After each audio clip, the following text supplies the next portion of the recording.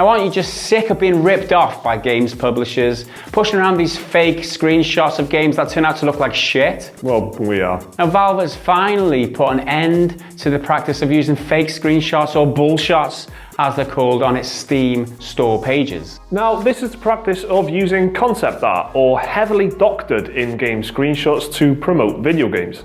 The company has told publishers to instead use actual screenshots that give a clearer representation of what their games actually look like. This comes after the Advertising Standards Authority in the UK launched an investigation into the people behind No Man's Sky over the use of misleading marketing materials in their game. Valve's decision to ban these bullshots is way overdue, if you ask us. It has been a problem in the industry for such a long time, and we've had to rely on our own skepticism and cynicism to protect ourselves from fake games. Yeah, I mean, buying a game that you're expecting to look great only for it to turn out looking like a 5-year-old turd is not a good experience, yet it happens all the time in the gaming community. It just wouldn't be accepted in any other industry. Take buying a new car, for example. You see a nice picture of a Ferrari, you know, you pay your money for the Ferrari, it turns up on your doorstep and looking like a f***ing Skoda.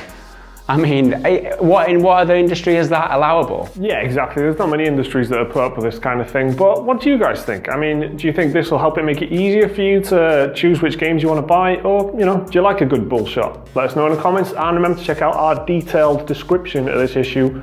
Click the link. In other news this week, almost 50 million PlayStation 4 consoles have been sold to date, Sony has confirmed. The company announced in its latest financial report that 3.9 million PlayStation 4s were shipped between July and September this year, bringing the worldwide tally of PlayStation 4s sold to 47.4 million. So these figures included the PlayStation 4 Slim, which was launched recently, but did not include the PlayStation 4 Pro, which goes on sale November the 10th. And Sony are probably expecting a bit of a surge in sales when that does happen.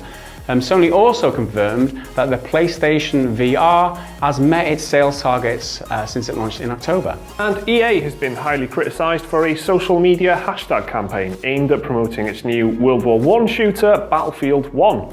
The company released several tweets bearing the hashtag #JustWorldWar1things shortly after the game's launch, prompting a wave of anger on social media.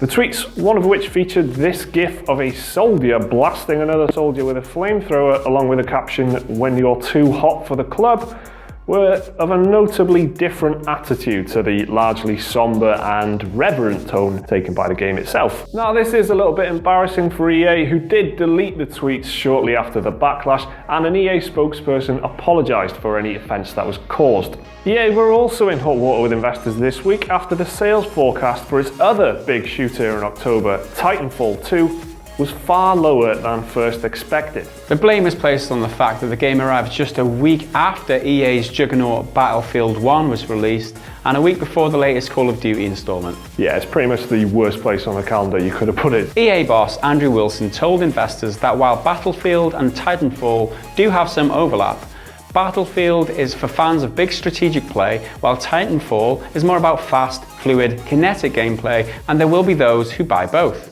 EA hasn't disclosed sales figures for either Titanfall 1 or 2 yet, but we do know that Titanfall 2 has performed worse than the original. And that's despite the fact that Titanfall 2 is the series' first time on PS4, because Titanfall, the original, was an exclusive on Xbox One and PC. By all accounts, Titanfall 2 is a very good game, but it is very crowded in the games calendar at this time of year, and neither of us two have picked it up. I wonder if that's the same for you. Let us know in the comments. So speaking of comments, let's have a look at some of the comments you've been leaving on our videos this week. First up, Louis Lauren comments on the one thing that makes Mafia 3 a bad game.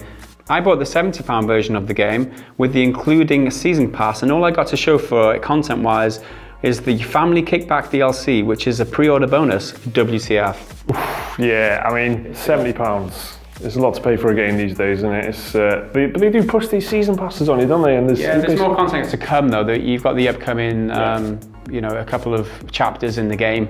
Whether you want to play it or not, I haven't played the main game, we don't know. We are expecting a huge content update. Oh yeah, that's right, yeah.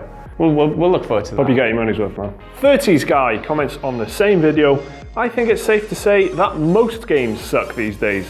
They're unfinished and plagued by overpriced DLC. Most games? Bit of a sweeping generalization if ever I heard of. A lot of games suck. Maybe the games you buy suck. Yeah. I mean, some of the games I bought are pretty good. Maybe you need another hobby, man. I don't know. FG6971 comments, what's the deal with a patch 2 days after release to unlock 30 frames per second? Why not available on day of release? It makes no sense at all. Totally agree with you there. Yeah, we were a bit miffed about that and we made several videos discussing it. Philip Hellfire comments on the Resident Evil 7 gameplay demo. So much better than Outlast. I really enjoyed that a lot. Hopefully it doesn't turn out to be shit after release, but this was just great. Yeah, it's a really strong demo to be fair. It's a really good experience. It was better than Outlast, narratively sound, and it felt cohesion, whatever the word is, but Outlast, it just felt like an piggle mishmash of various... Highlight reel, isn't it? Yeah, so we totally agree with you. Matthew Elisen comments on the Outlast 2 gameplay demo. The last part, I grabbed my balls. Why would you do that? Just maybe let's not ask him. Is that anything to do with the video, or are you just grabbing your balls in general? You know, just relaxing, watching some YouTube, grabbing your balls. On to the giveaways then, and last week we offered you a chance to win Colat, a grim first-person survival horror narrated by Sean Bean. And the winner is Despoody, who comments, yeah, I agree with you guys. I always look up reviews before I buy anything. I made an exception for No Man's Sky. I'm not going to do that ever again. Live and learn, vote with your feet. Exactly. I think that's the sentiment there. And congratulations to you. If you'd like to send us a message on this channel with your email address, and what I'll do is I will send you an email with the Steam key for Colat. And congratulations, I hope you enjoyed it. Congratulations, dude. On to this week's giveaway, and this week we're giving away a copy of the awesome Stardew Valley. This game is rated as overwhelmingly positive on Steam and has a Metacritic score of 88%. This open-ended country life RPG features a host of simulation, management and RPG mechanics. To win the game, just like and comment on this video. Good luck.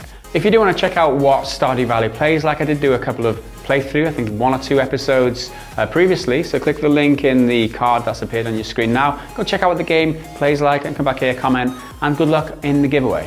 So thanks very much for watching, guys. Do stick with the channel next week for more Battlefield 1 gameplay and a new After the Hype video. Until then, bye for now. See you around.